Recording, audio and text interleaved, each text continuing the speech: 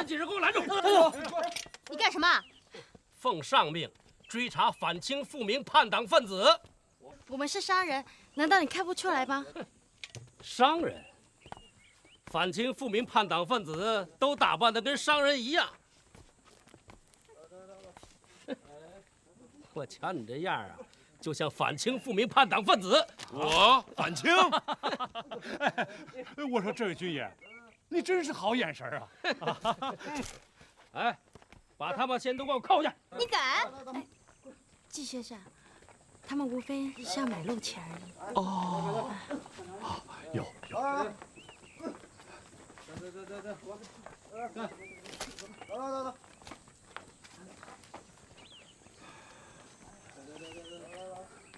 这位军爷，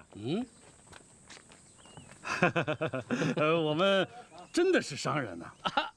商人，哎呀，我一看你们就是老实的商人。是。哎，走吧。多谢军爷，多谢。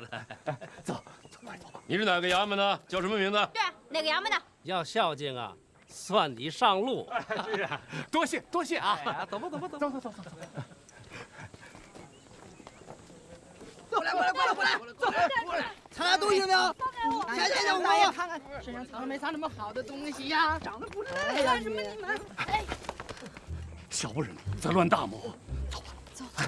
走吧。找白娘子要紧。好，给我搜身！放开我！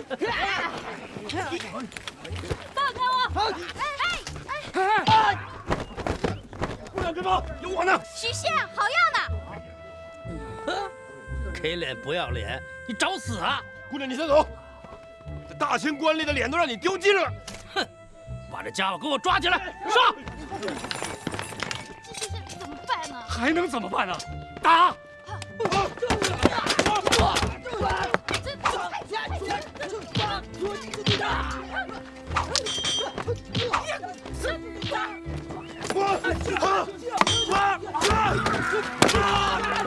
饶命啊！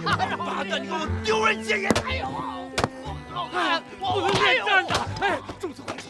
小旭，走！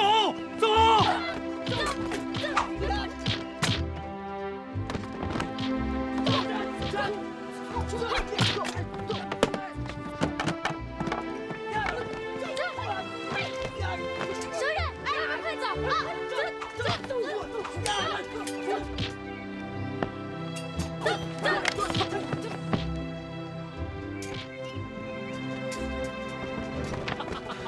你笑什么？我笑堂大清皇帝竟跟街头泼皮一样跟人打起架来了。我全忘了。哎，95之尊，身份不可失哦。好，先生话我记住了。站住！我看你往哪儿跑！哼，你是玩意儿！主子，您又忘了身份了。我高兴。您一高兴我就麻烦了。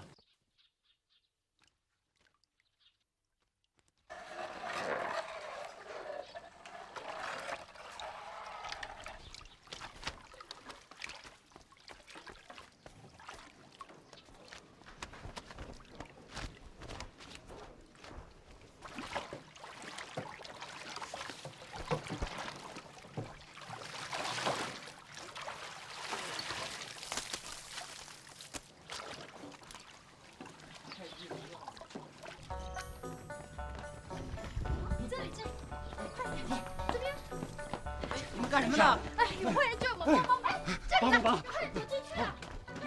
进去！哎，阿姐，往这边走。抓他们大卸八块，给我搜！阿姐，怎么办？走，快点，走！给我仔细的搜，搜！闪开！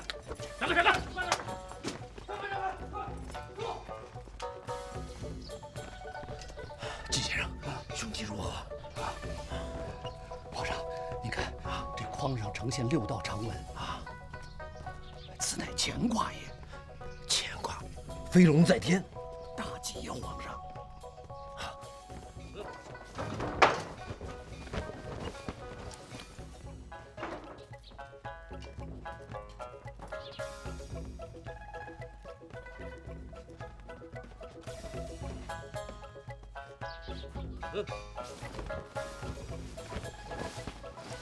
费那个事干什么？哎，怎么办呢，阿姐？哎，跟我来，快！我们被包围了。哎呀，哪来的飞龙在天呢？你这卦不灵啊！奇怪呀，这易经是不会错的呀。我们快成4位了。皇上，你看，这明明是乾卦呀。飞龙在天呐！啊，皇上是龙，飞龙在天。先生真神人也。啊，我也不是什么神人，就是书读多了点。皇上，你看，飞龙在天。抓住这2个女匪！是。阿姐，狗兵上来了！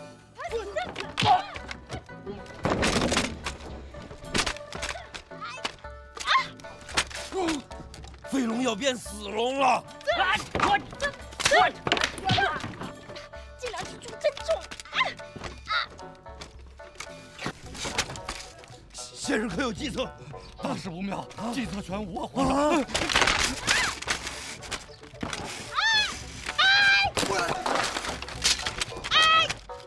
他们一定藏在里边，把他给我刺死！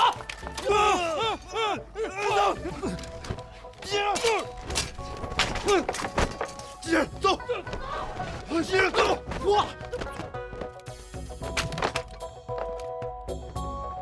小心！许仙，好样的！哎，巾帼女英雄，佩服啊！佩服啥呀？走吧，走！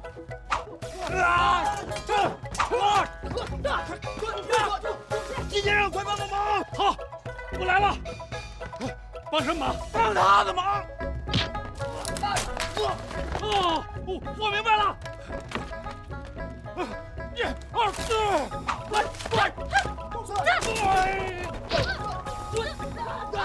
别找了，走了。哎，好。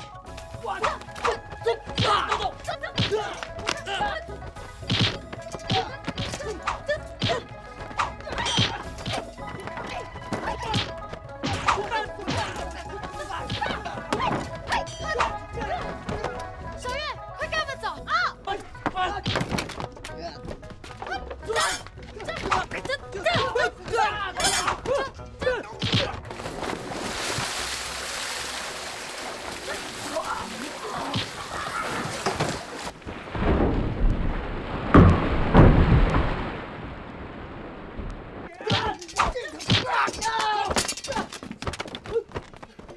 给我追上他！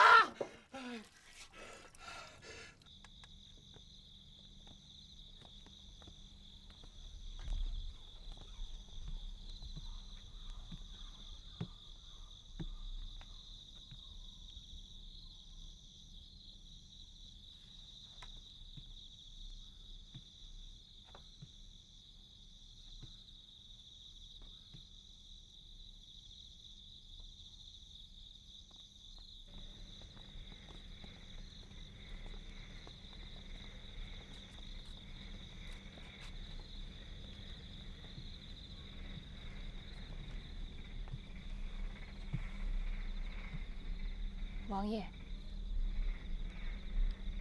你去还是不去？马车都已经准备好了。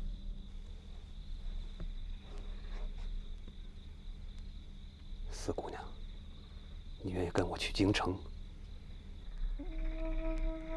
阿斯此生亦属王爷，王爷去哪儿，阿斯去哪儿。你没必要为个罪人断送自己的大好青春。阿斯无悔。四姑娘，我无法让你当皇后。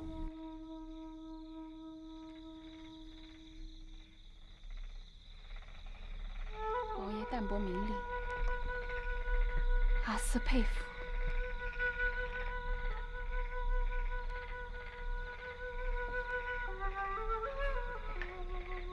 生我者康熙也，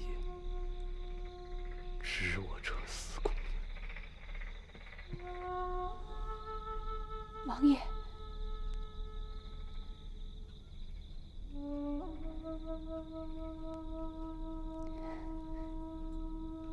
咱们走吧。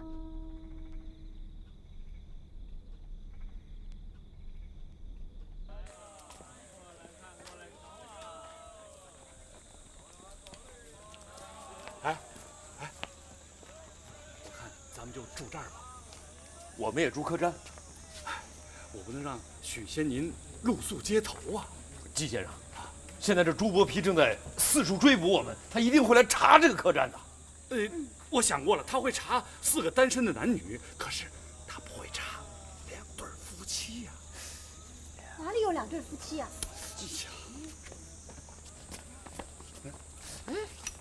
这不就是一对夫妻吗？他们两个不是夫妻。我们走。哎呀，他们2个是一对夫妻。哎，那我们呢？我们2个也是一对夫妻。你想得美！我才不要跟你一对呢。小雪，一会儿进去以后，假装不认识他们，千万别跟他们打招呼啊！我不要扮夫妻，要扮我也跟许仙扮呢。为什么？他比你帅。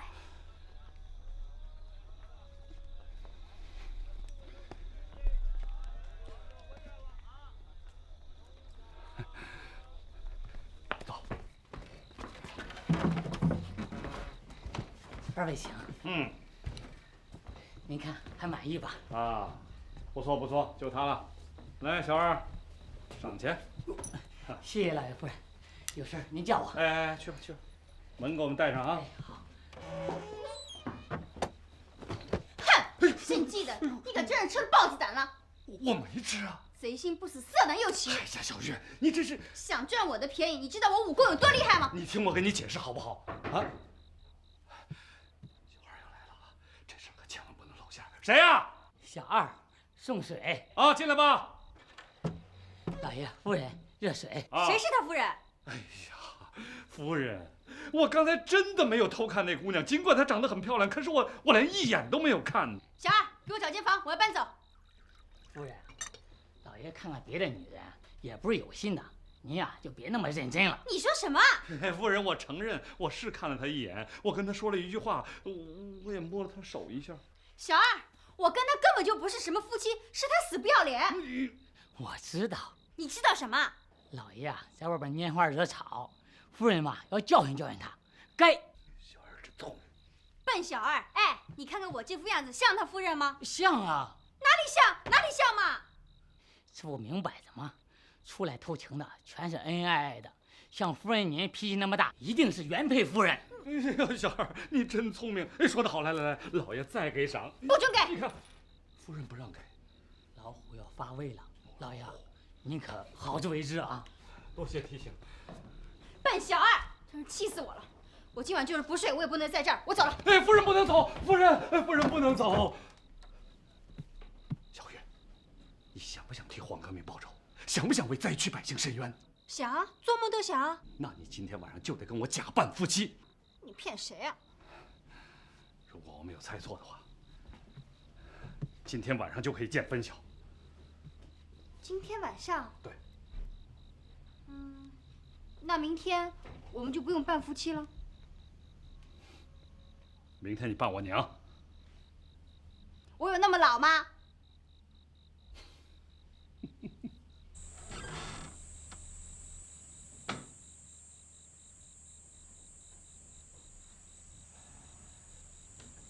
许仙，你睡床上吧，我在这坐一夜就行了。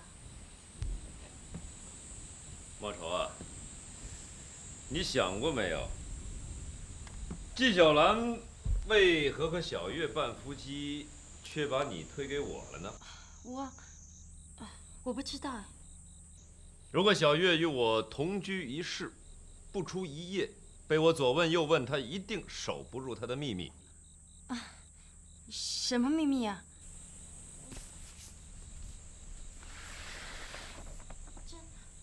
这是小月师傅画的。如果这幅画真是小月的，纪云就会让我和她在一起，让我仔细地询问她，打听她师傅的下落。他抢先把你推给我，这就更有欲盖弥彰之嫌，我倒要开始怀疑这幅画的真伪了。许仙，这幅画没有落款，好像画家很怕别人认出他的笔迹。墨色上新，也不像小月的师傅留下的东西。是纪晓岚画的，对不对？你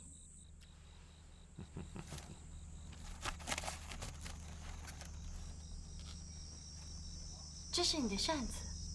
莫愁，你看看这个扇子，这用笔用墨，是不是和这观音图有许多相似之处啊？这扇子就是纪晓岚画的。他以为他不落款，我就认不出他来了。没想到他的才华暴露了他的秘密。许仙，你也泄露你的秘密了。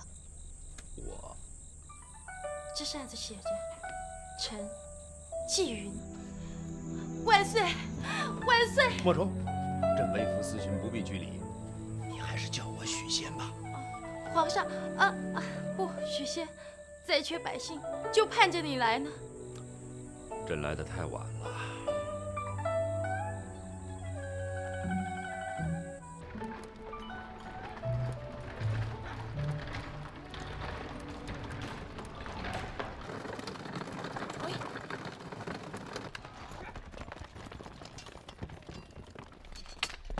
14王爷在此，谁敢无礼14王爷不得离开云州。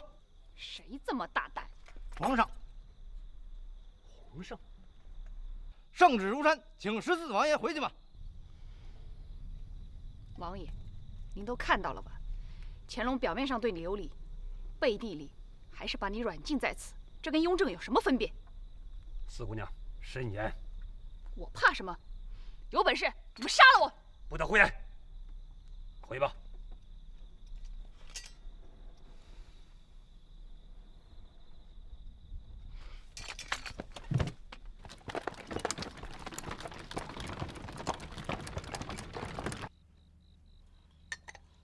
14王爷，是啊，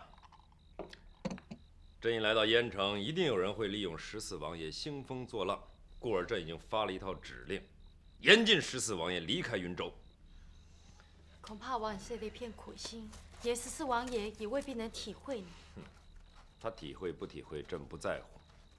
自朕登基以来，推行的每一项政策，有哪一项不是饱受朝中老臣的非议？有哪一项是顺顺利利推行的？想不到做皇上也这么难。天下有一个贪官污吏，便是皇帝之过；天下有一个百姓受苦，便是皇帝之失。天子，天子，乃天下之子啊，能不诚惶诚恐、战战兢兢吗？你还不歇息呀？朕在离开京城之后，已经命令他们将全部的奏折用快马送到云州，不得有一件疏漏。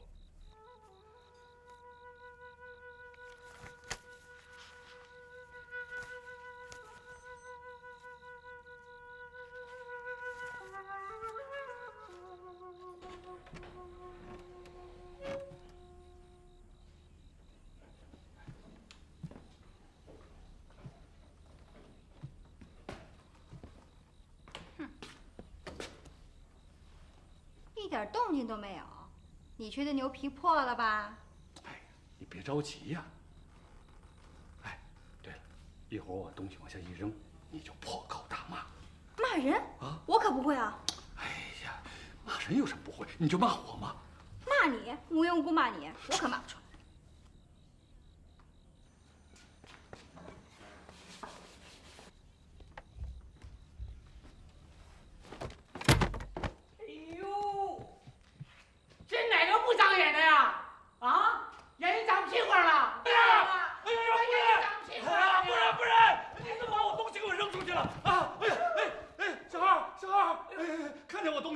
哟，大爷啊，是您啊！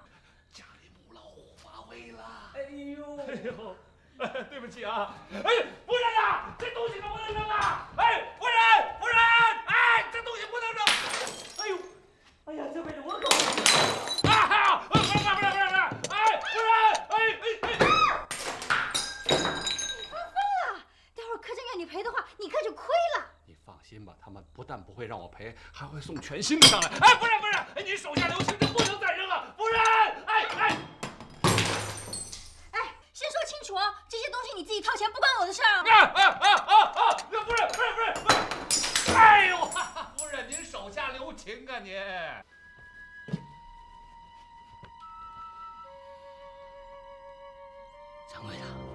那么大的印啊！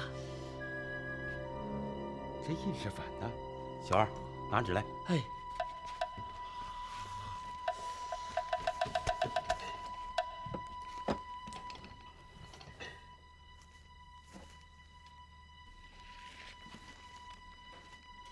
掌柜的，这是什么印啊？军机大臣和珅。喂，你别再抽了好不好啊？熏死人了！对，你再凶点，那掌柜的马上就要上来了。小心人家上来找你算账。谁呀？我，掌柜的。对。啊，进来吧，进来吧。哎，掌柜的，找他就对了，东西啊全是他扔的。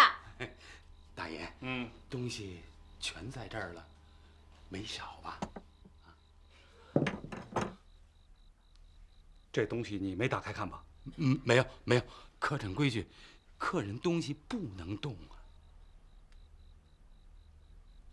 哦，那你说我是干什么的？您是经商的吧？对，我是经商的，小本生意。哎，掌柜的，他把你东西全砸了，你不要他赔啊？东西？哦，这些烂东西我早就想砸了。小二。哎，来了，掌柜的。哦。好，掌柜的，招子亮了。大爷，您看这些还入眼吗？凑凑合合，马马虎虎，将就着用吧。是，您啊多担待，宵夜待会儿给您送来。知道了。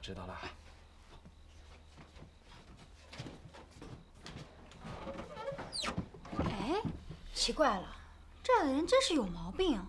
你越砸东西，反而越客气。这怎么会呢？那是因为你面子大。我的面子啊？真的。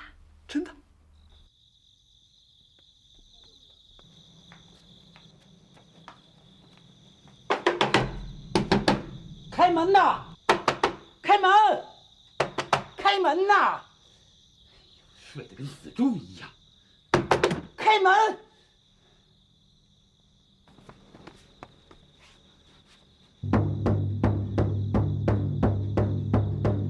客人激活，舅爷有急事谢您。真讨厌！让他进来。舅爷请。解放。老六，你也太不像话了！深更半夜你吵啥？是不是你姐姐让你来抓奸的？不是天大的事儿，小人也不敢打扰姐夫您老人家呀。天大的事儿？盐城有天大的事儿？这里只有屁大的事儿。姐夫，您过目。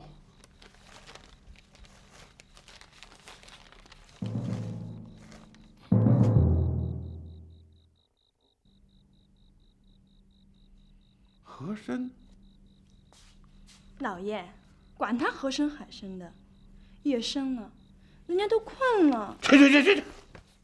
来人呐！爷，备酒，我要去知府衙门。这是何中堂的公函，这个大印一模一样。这印假不了，何大人真的来了。何大人来了。好，何大人可是咱们的靠山呐啊！这回咱们可得好好的孝敬一番呐啊！朱养何大人大名，却无颜一面呐。是啊，这些年来我跟何大人也没见过面。来人呐！府县各文武官员立刻到客栈去接驾。且慢啊！大人，啊！要是别衙门先把何大人接走了，咱们就亏大了。是啊，何大人可是皇上的心腹啊。上次何大人去山东，那个巡抚稍微慢带了一点儿，这个顶戴可就换了颜色了。何大人是不能怠慢，如今他是微服私访，身穿便服住在客栈，这是何意？这说明何大人不希望官府的人去打扰。师爷言之有理，九门提督巴结何大人是出了名的，可是何大人嫌他烦，结果给他赶到新疆种树去了。啊，那去也不是，不去也不是，大人怎么办呢？各位，冷静，不要着急，听听师爷的高见。范大人说的对，去也不是，不去也不是。上上之策，先派个人去摸摸底细，探探虚实，套套近乎。好，大统啊，哎，你去一下吧。我一个人？范大人，我陪您去。好，一文一武，这样我就更放心了。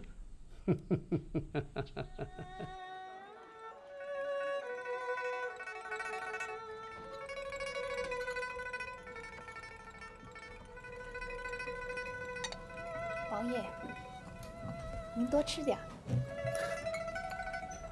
我这辈子是要老死在云州了，害怕吃不够这点点心。王爷，依我看，只有把乾隆。哎，有人来了。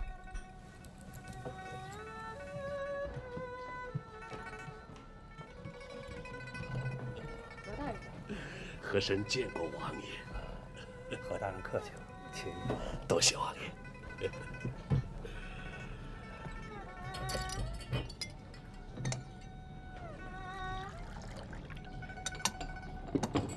何大人，请用茶。谢谢。哎呦，这种茶叶怎么配王爷饮用啊？来，我这有上好的龙井啊，四姑娘，就麻烦你一下了。那多谢何大人。四姑娘且慢。告诉掌柜，一定要用珍藏的山泉水来冲泡，其味方可不失啊。知道了。何大人一定不是为茶而来的吧？何不开门见山呢？王爷真是快人快语。实不相瞒，何某此次是为一件古董而来啊。古董。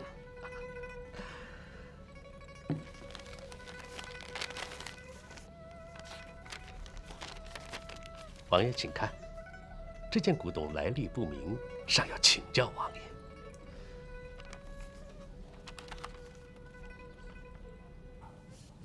何大人这是？这半片金锁，关乎皇上的身世。王爷，何某斗胆问一句，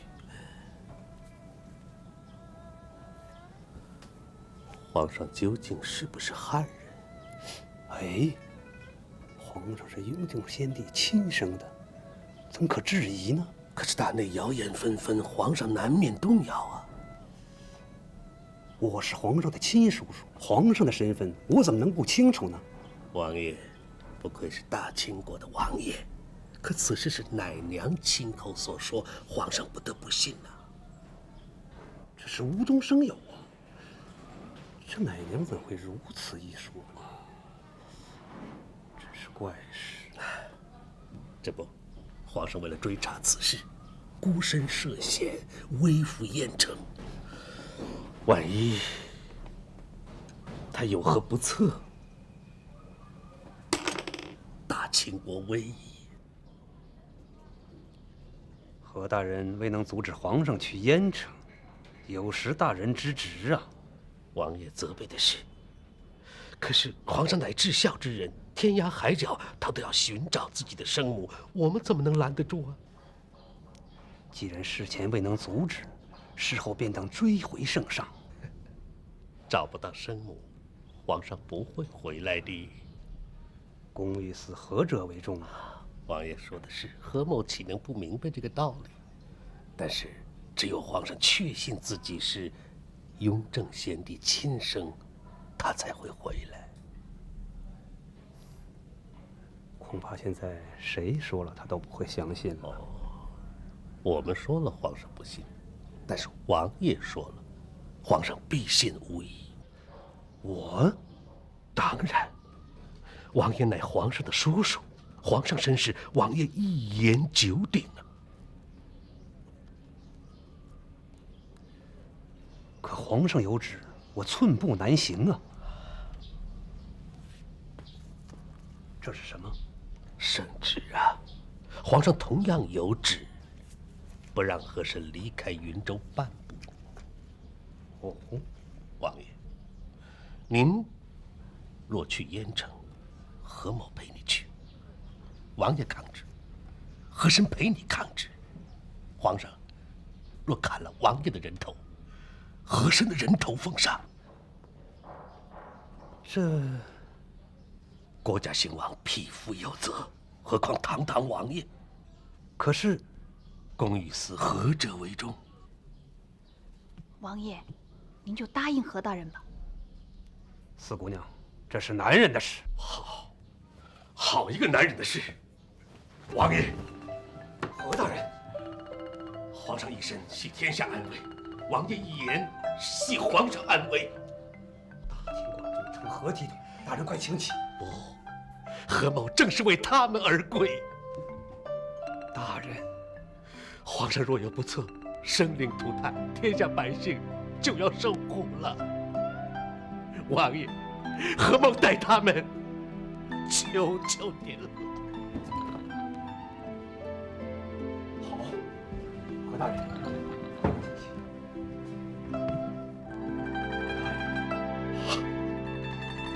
那何某代天下苍生，谢谢王爷。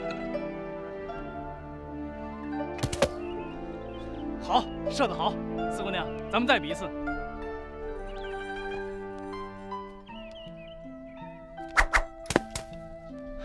四姑娘，你的剑法可真令人刮目相看呐！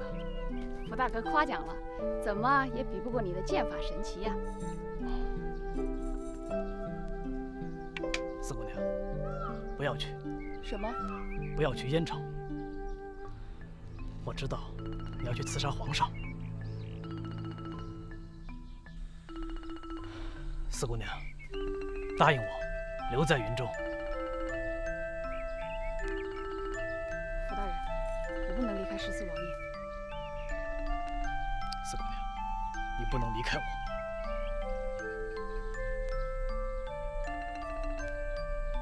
14王爷跟何大人在等着我呢。四姑娘，你不能去。什么原因？你怕我会死在那儿吗？我怕。怕死就不是四姑娘。四姑娘，那是个陷阱。陷阱？什么陷阱？你去燕城，只是白白送死。你是说，这是和珅的陷阱？四姑娘，你不能走！我不会让你通知14王爷的。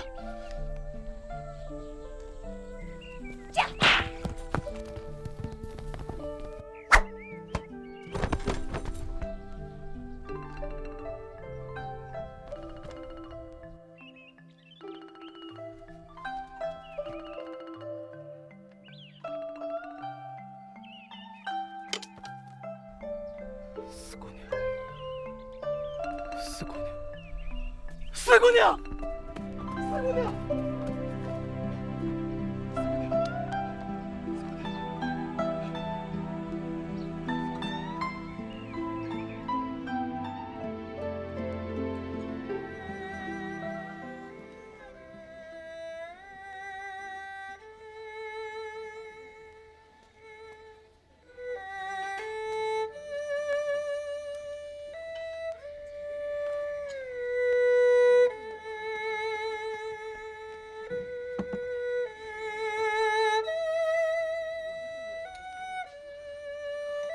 这个沉香徐母把华山都劈开了。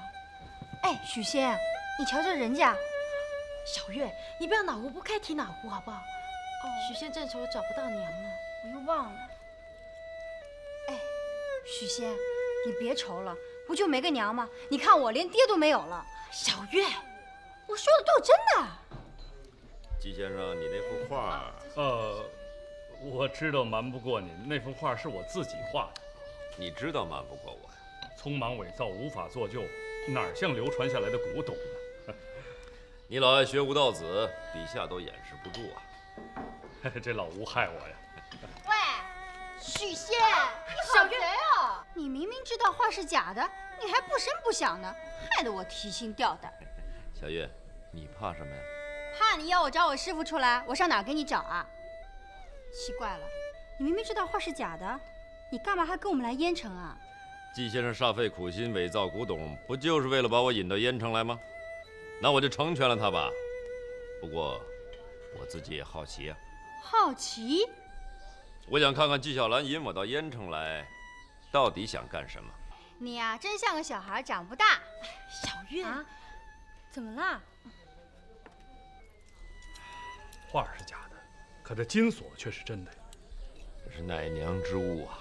奶娘虽是云州人士，可她的丈夫郑老全却是燕城人啊。而且我还查过，这郑老全他正是一名金匠。哦。我这儿有郑老全的地址，您看看。好。莫愁，走。哎，许仙！许仙，你太不像话了吧！我才刚点了早点，你要早一些把账付了吧？小月，他和珅不是在这儿吗？还用得着付账？大把的人抢着给他付。没事的，你们去哪儿啊？我你干嘛拉着我呀？我跟你说个事儿，来，坐呀。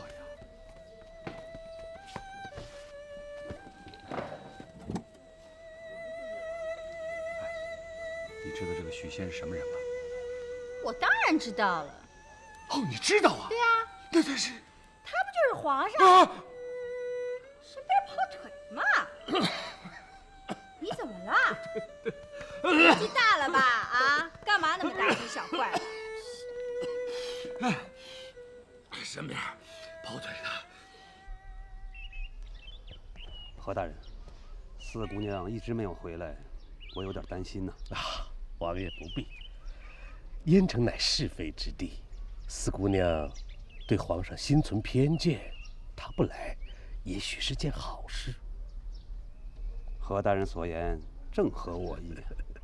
何大人，何大人，何大人，何大人，两江总督有800里加急文书到，报告水灾灾情。王爷，这救灾如救火，您看这……那我先去盐城，何大人办理公务要紧。那就辛苦王爷了。何大人您放心，本王随即就出发。好，那下官告辞。好，请。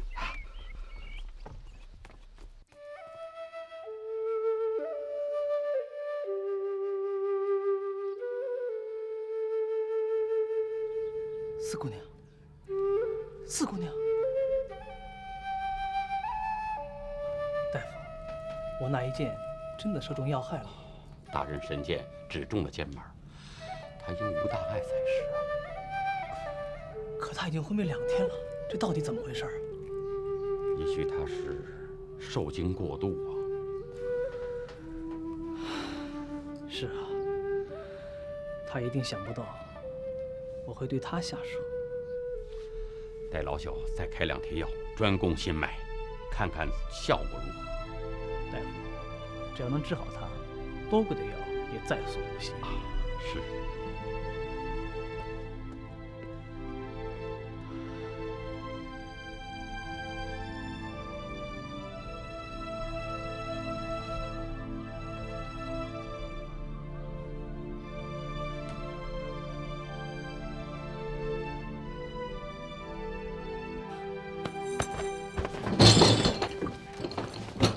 四姑娘，你……我只诈昏了2天，就把大人给骗了。福康爱，你可不像个身经百战的人。只要你没事就好了。走。四姑娘，你要去哪儿？我要去救14王爷。你……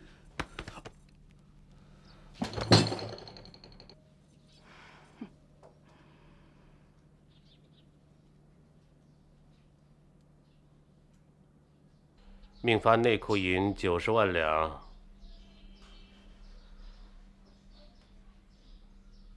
交与诸王大臣，分派8旗，几包一3旗，令属下官员迎运升息。写完了就用印吧。是。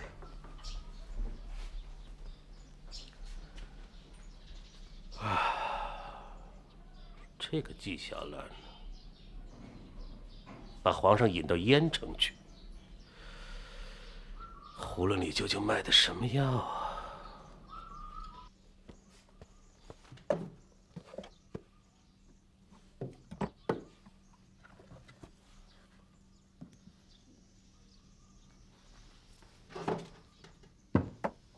立即快马发回内务府。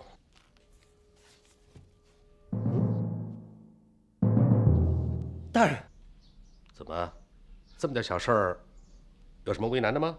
大人，您看，这印印啊，您看这印印怎么了？这不好好的盖在上面吗？啊，不是，这是纪晓岚的印。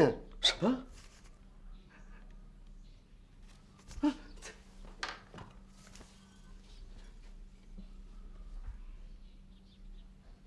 这印是真的吗？是真印呐。这个大印是谁保管的？是小人。怎么弄成这个样子啊？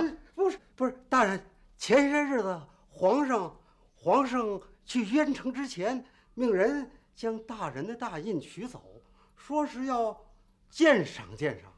这件事儿，大人您是知道的呀。对，我知道，我想起来了，皇上差人来信，要取我的大印，把玩。对，这颗印送回来之后就没再用过？没有。小人想皇上看过了，我就再也没看，就给收起来了。皇上，大人，会不会皇上搞错了？怎么个错法？皇上把纪晓岚的印错装到您的印盒里了。不会，皇上怎么会出这种错呢？这是什么呀？这是朝廷大员的大印啊！朝廷当中多少大事都是我批的，西征的粮草、赈灾的款项，我全是用的这颗大印，这皇上能错得了吗？再者说，这种官印千篇一律，有什么可鉴赏、可把玩的？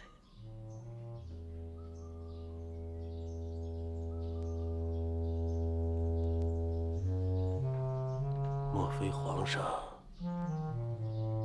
是有意调换？大人，这可怎么办？纪晓岚的大印在我这儿，我的在他那儿，他现在燕城，而燕城的大小官员都没有见过我的面。大人，那纪晓岚是想冒充您呐？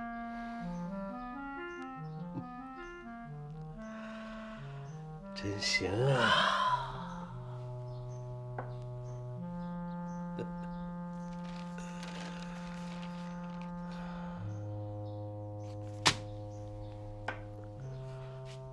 通知傅康安，火速前往燕城。是。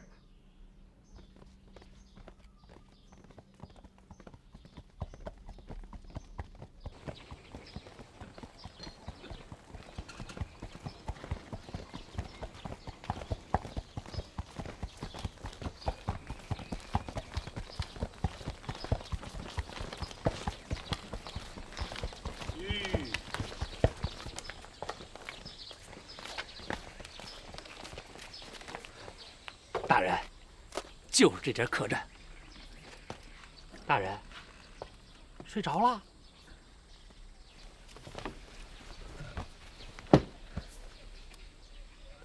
怎么了，大人？我也不晓得怎么回事儿，一想到要见何大人，我这腿肚子就抽筋呐。国平啊，你先进去看看何大人，让我在外边再喘口气儿。这。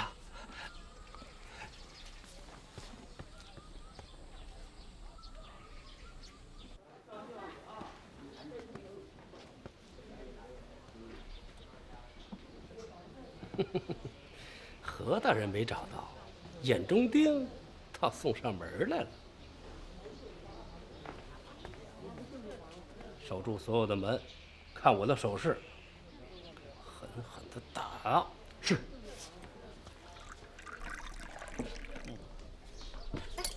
干嘛？哎呦，真是冤家路窄啊！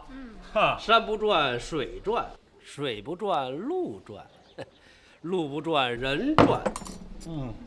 哎，你知道这是什么地方？哎呀，不知道，请大爷您指点呐。我告诉你，这个客栈是我们县太爷小舅子开的。哎呦，有来头啊！哦，哎，小舅子好，小舅子你好。哎，你们知道吗？啊，这个叫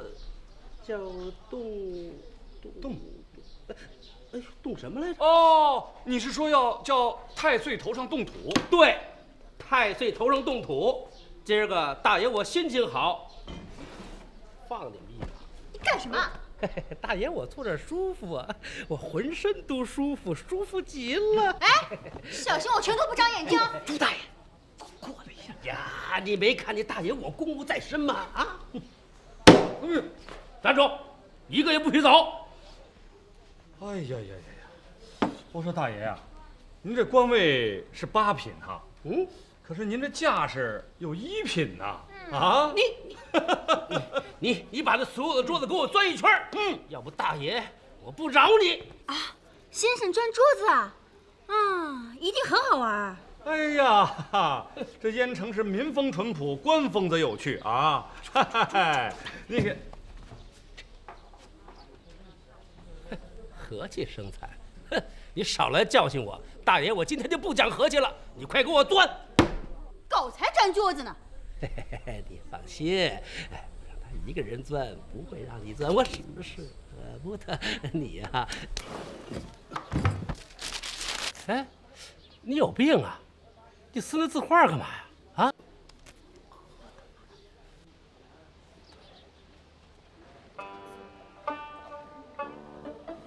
何大人，何大人，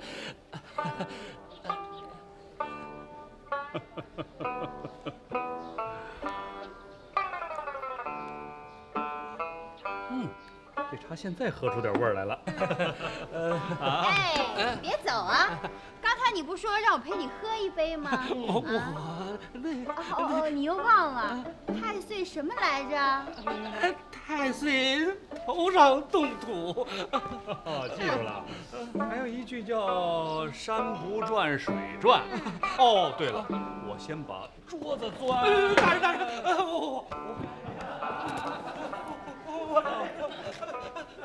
何大人，您别生气，我钻。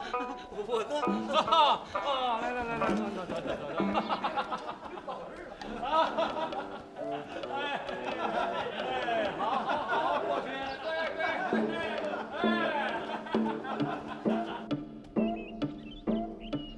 大人，朱大人闯大祸了。什么？你可别吓我！是真的，朱大人触怒了何大人，现在正在受罚呢。何大人，大人，不进打个圆场吗？快走！大人，你不能走啊！我不走，我惹不起我躲着血。快走！哎，大人，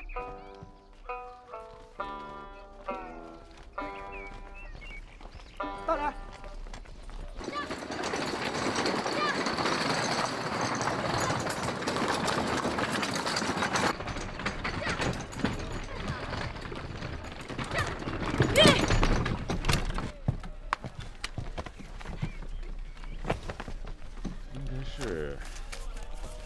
应该是那边。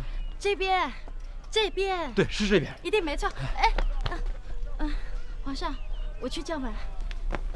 王叔，我怕。皇上，怕？我怕见到他呀。他？谁呀？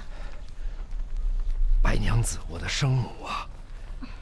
你为父私访，千里迢迢的，不就为了要找他吗？我怕他是个汉人，不，我怕我身上流着汉人的血。可是，不管你身上流的是什么血，都是你母亲传给你的。汉人的血、满人的血，不都是红色的吗？可我是皇上。皇上与布衣，不都是母亲生的孩子？哪有人不认自己母亲呢？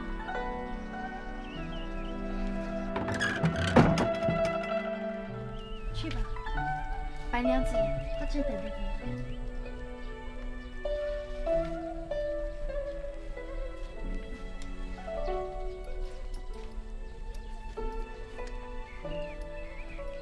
皇上。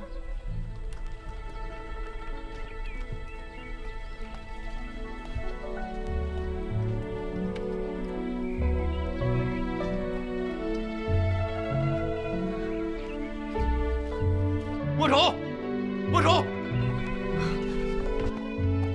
皇上，这里好像没人住哎。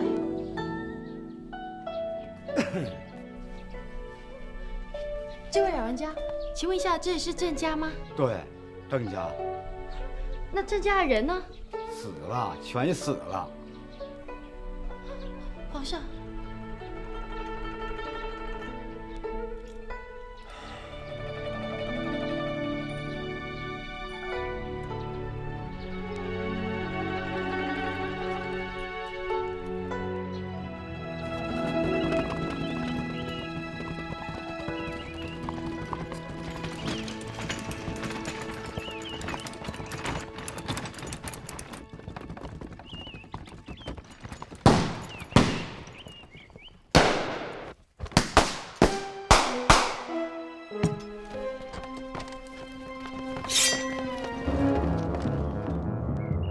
什么人？恭迎十四王爷。是谁让你们来的？马上把路让开！十四王爷，你没有别的选择，跟我们走吧。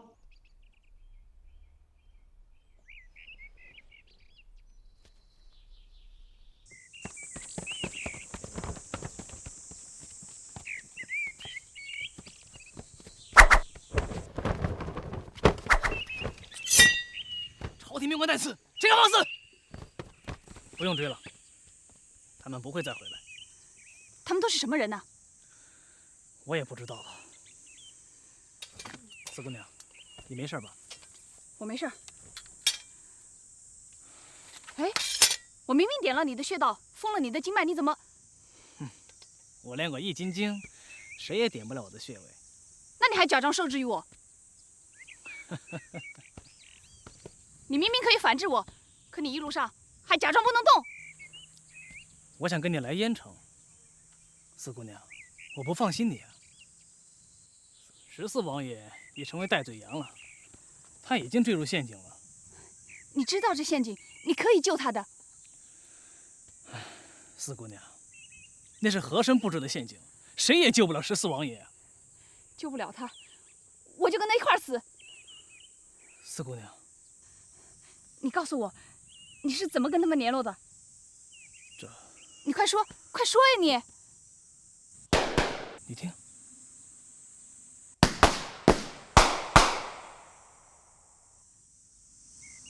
这就是信号。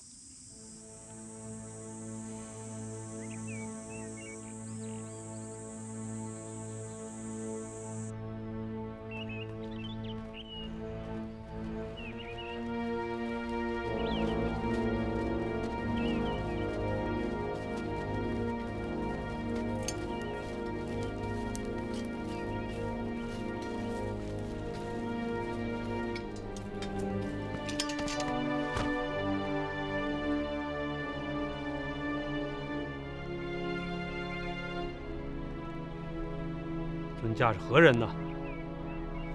我们是反清复明的天地会。天地会？我们知道乾隆来燕城，十四王爷前来避世，来行刺的吧？你们知道我的行踪？天地会愿助王爷一臂之力。不，十四王爷被雍正囚禁了多少年？这笔账该向雍正的儿子讨回来了吧？你们这帮乱臣贼子！14王爷，我们天地会以反清复明为己任，以满清不共戴天。但是，以你是同仇敌忾，我们共同的敌人就是乾隆啊！乾隆是我的亲侄子，是我的亲人。14王爷，江山本是您的呀，那乾隆孤身微服，历代世宝，天地会愿助王爷除去他，谥号拥戴14王爷为帝。你们找错人了，本王是不会去做的。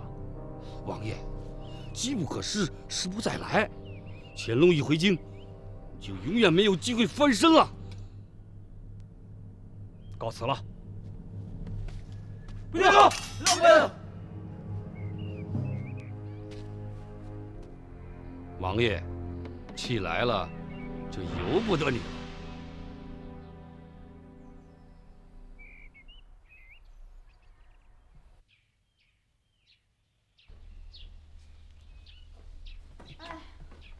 季先生，哎，你看，又有人来给你送礼了。我就跟你说过嘛，你跟着我呀，有吃有喝，准没错。哎，奇怪了啊，你也没出门，也没有人来看你，怎么就会有人给你送礼上门呢？这你就不懂了吧？这就是官场，哎，要情报准确，要消息灵通，要巴结及时，要送礼不能落后。我只听说过百姓给官送礼的，从来没有听说过官给百姓送礼的。哎，有买东西买错的，可是啊，就没有送礼给送错了的。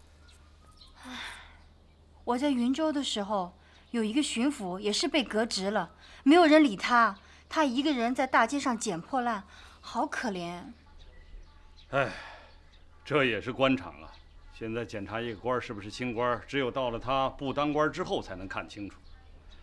你刚才说那个捡垃圾的官啊，不用说，清官。那季先生，我看你一定是一个贪官。我是贪官？对啊。这话怎么说呢？你看你现在都不做官了，还有这么多的人给你送礼，那将来要是有一天你再做回大官去，那你还不得扒地3尺啊？哦，有道理，有道理。哎，对了，小月，来，看看我这字写的怎么样？这是什么字啊？哦，对，你看不懂啊，这是我学的和珅的字。我一看呢，有7、8分神似了。你好人不学，干嘛学那个王八蛋的字啊？你忘了，我现在就是和珅呢，我当然得会写和珅的字啊。对呀，他的字你还学得蛮像呢。我不但学他写字像，你忘了，在余杭里，我学他说话，鱼，大头鱼，胖头鱼。老爷，夫人，该用餐了。哦，又要吃饭了。小二，端2碗面上来就行了。是这样，我们掌柜的特地备了一桌酒席，请老爷赏脸。又要请客？哎，夫人呐，哎，我们不能驳了老板一番好意嘛，是吧？小二，前面带路。哎呀，我都快撑死了。哎，人家的一番盛情，我们不能不去啊！走。哎，我看呐，做官也不好，容易发胖。老爷夫人，这边请。夫人请。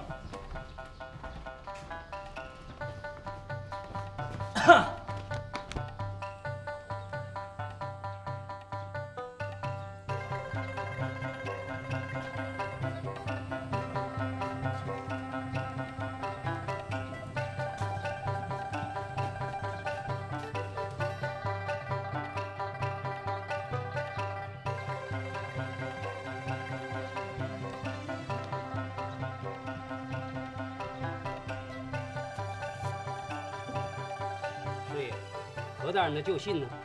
这儿。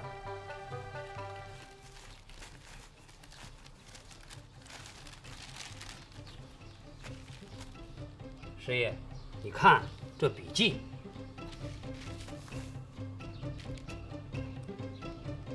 一模一样。对，是一人写的。何大人，哎呀，真的是何大人啊！我一看啊就没错，你看人这长相，富态，大官错不了。咱们俩怎么吃得了这么多？你放心吧，马上就会有人来陪着咱们吃。你怎么知道？哎，真的有人来了。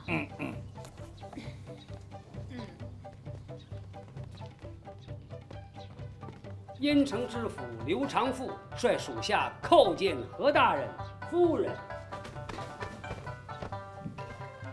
啊，你们4个都起来吧，起来吧，不必拘礼。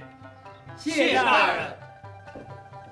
哎，来，入座，入座，请入座啊。我呢，这回是奉皇上之命，微服私访，不能暴露了身份。是。这桌酒席够丰盛的。哎呦，大人为国操劳，理应进补啊！来，哎，是啊，这个微服私访是吃不好睡不好，苦哦。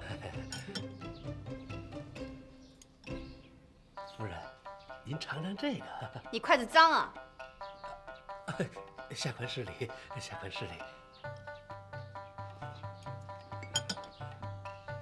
不知皇上令大人微服私访，有何贵干？大人奉皇上命令，其实尔等问的是荒唐。是，薛仁该死。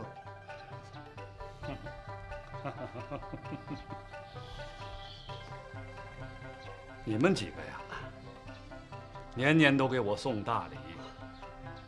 咱们虽然素未谋面，可我这心里是有数的。既然都不是什么外人，有些话跟你们说说也无妨。皇上这回命我来呀，查黄克明的案子。